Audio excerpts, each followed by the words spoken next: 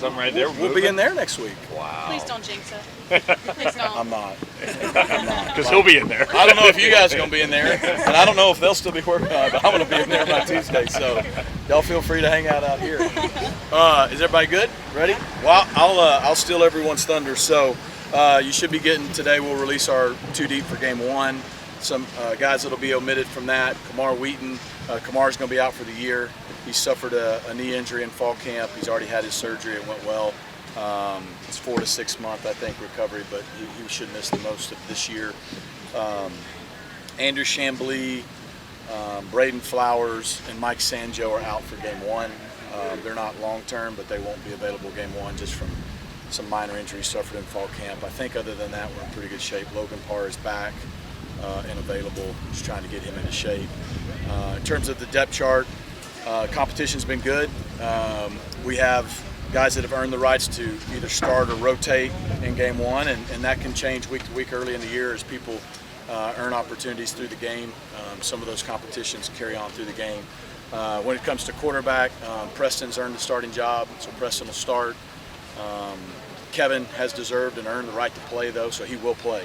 But Preston's our starter. He earned that through fall camp. It was a really good competition. And, I think like we've said from day one, for us, competition, if we want that to be what our culture is, it can't be just some people, it's everyone. And it's no different than me and our coaching staff. We got to earn our opportunities every year.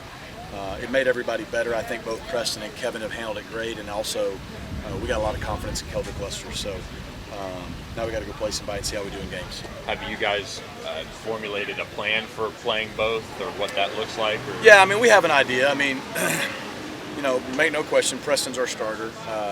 He earned that in this fall camp. But Kevin performed well, and so he deserves to play. He earned the right to play. Our team believes in both of them. I think they showed that. They overwhelmingly voted Preston as a captain. Says what they think about him, but they also voted Kevin as a captain. So I think that just shows the respect and belief they have in both those guys. So we have an idea and a plan, and we'll let you guys in Nevada figure it out at the same time. What's the loss of Kamara to you? It happened, honestly, the second day of fall camp. We never even made it to pads. It was a non-contact injury. I hate it for him. Took a few weeks, and then just the only option was to go ahead and repair it. Good news is he should make a full recovery by January, February, March, somewhere in there. So now the challenge for him is to show the maturity and have a great semester academically. He's trending and getting closer to graduating, and if he has a good fall and rehabs it right, he could be 100% by spring ball when the opportunities will still be there for him. So I hate it for him. Obviously, from a depth standpoint, we lose a guy. I think Richard and LJ and Jalen have all three had a solid camp, they're healthy, and then you got guys like Zane Minor and then Derek McFall, our freshman. But that's kind of the guys we got, and then I think people have seen Roger Daniels can play some running back too for him too. With Preston and Kevin, what did you see from both of them in fall camp in terms of where they took the steps forward that you wanted to see? They both were comfortable with what we're doing. I think they both got better as camp went on. First couple days, you could tell, especially for Preston, some rust and just. But I think as the camp went on, they both got better. They didn't stay the same. That's what you look for, and they both moved the offense. And both times when we, had live action or scrimmage or moved the ball action, they moved the offense. They both put the ball in the end zone.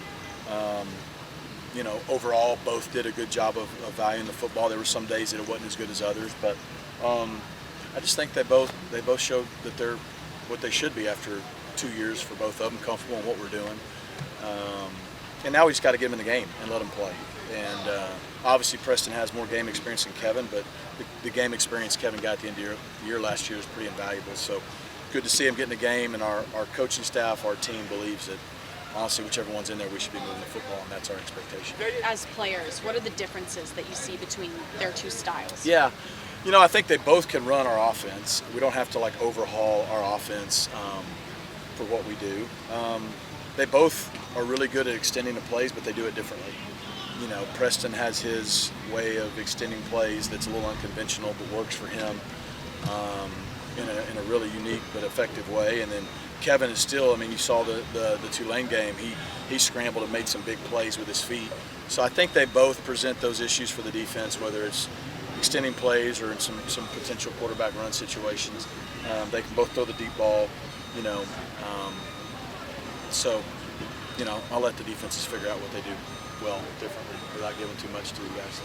Obviously, you have to prepare for the other team, but especially first game of the season, especially with the coaching change and roster overhaul that they've had, how much of game prep is mostly focused on you and how much of it is focused on that and what you expect them to do? It's an easy answer to say it's about us. You know, every coach in America is probably saying that right now. And we're not wrong. Like, we got to go out and take care of us and play, be excited to play. You know, we got to be disciplined. You know, a lot of times, first few games of the years, you see a lot of penalties. You see the sloppiness, particularly with offenses, balls on the ground, special teams. How crisp can we be early on in the season and hopefully mitigate some of that rust that is often there? But at the same time, I mean, it is a challenge. You know, they've got a brand new head coach. He's got experience and has won as a head coach. They got two new coordinators that weren't coordinating last year at places, and so you're trying to piece it together. You know, obviously you expect them to be a little bit like Kansas was on offense. A lot of unbalance, a lot of option element football, a lot of tempo when they can.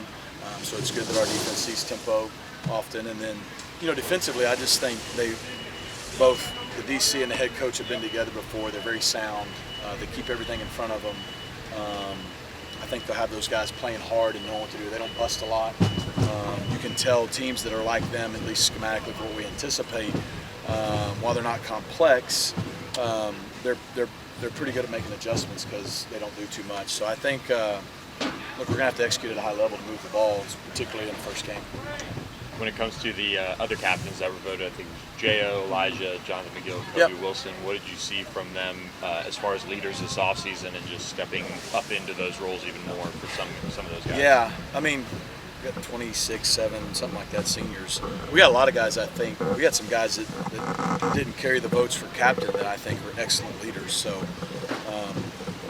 but specifically to the ones that our guys, the team, voted as captains. I mean, I think Elijah Roberts, he did a nice job coming in year one and letting his play kind of speak for itself and earn that kind of respect. But this spring and this summer and fall camp, you know, he's not a rah-rah guy, but he's vocal when he needs to be. He just, you can tell though that defensive front goes at his pace. I think Kobe Wilson's had an awesome offseason. You know, he came in year one and again, same thing. Didn't try to do too much, just became a part of the team, but now, you know, performed well. And I think both those guys felt like they could step up in leadership roles, and they've done that naturally, and our guys believe in them. And I think Jonathan McGill's done that since he stepped on campus here. Obviously, we talked about the quarterbacks already, and then I think Justin Osborne has been the guy for our offense all summer, all spring. You know, he broke the rock with Coach Grizz this summer. I think J.O. has been kind of on a mission, like a mature mission, is like, this is my last year. I want it to be my best year. And just been really proud of how he's not just worried about himself. You know, he's been the guy that when we're not practicing at our standard on offense has been pretty vocal. And I think that says a lot coming from real line. Kind of going off J.O. and that offensive line, he, Ja'Kai, and PJ kind of seem like they've held their spots, but the right tackle, left guard spots kind of jumbled. What have you seen as, you know, you, Coach Woods, and Coach Justice have tried to kind of solidify that for a week? Yeah, I think J.O. and Ja'Kai, a lot of experience, and they've solidified, you know, the inside that they should be playing. PJ's had a really good camp on left tackle. I mean, he's been really steady. He may have had the best camp of all of them. And then, you know, we know what Logan can do, so getting him back in the last week's been good. We just got to get him into game shape, but physically he's good. To your point, that right tackle spot, you know, we lost Chamblee the first week. Again, he should be back. He's week to week at this point. I wouldn't rule him out for game 2, but he's definitely not going to play this week. But he's trending. He was working at right tackle. Savion Byrd has worked at right tackle and some guard. Nate Anderson's worked at right tackle and some guard. So we feel like those 3 guys will kind of be vying for that. And then, you know, Ben Sparks is getting healthy again on the inside. So that's probably our top, you know, 8 or so guys. And when we get Chamblee back, and that's pretty good depth overall. But to your point, we got to see. It's one of those positions we got to get in game and see who settles down at right tackle and gives us that stability we need. Seems like there's a lot of excitement around the program, around the city. You coming back another year, the season you had last year, going into a new conference. What's the excitement inside the program, getting ready to get started again? Yeah, I mean, I think the excitement inside the program's at an all-time high too. It's just we're the ones who kind of got to live in the moment day to day, and if you get too far removed from the present, you start thinking about the ACC. We don't play an ACC game till September 28th. You know, you start thinking about the new facility we move into next week. We don't move in there till after our first game. You know, there's a lot of excitement. The guys are excited for the schedule, excited to play on a big stage, excited to play at our new stadium, the new facility. All those things, they feel it. They feel the energy. But, you know, hopefully we've done a good job, and we've tried to we got to worry about what we can. Like, we got to go beat Nevada. If we don't beat Nevada, it's not going to be near as fun moving to that new facility. And if we don't have a good non-conference slate, then when Florida State rolls in here, it's not going to be near as fun, and so on and so forth. So the energy's there and the excitement's there. It's never been a better time. It's hard to put into words, and they feel it.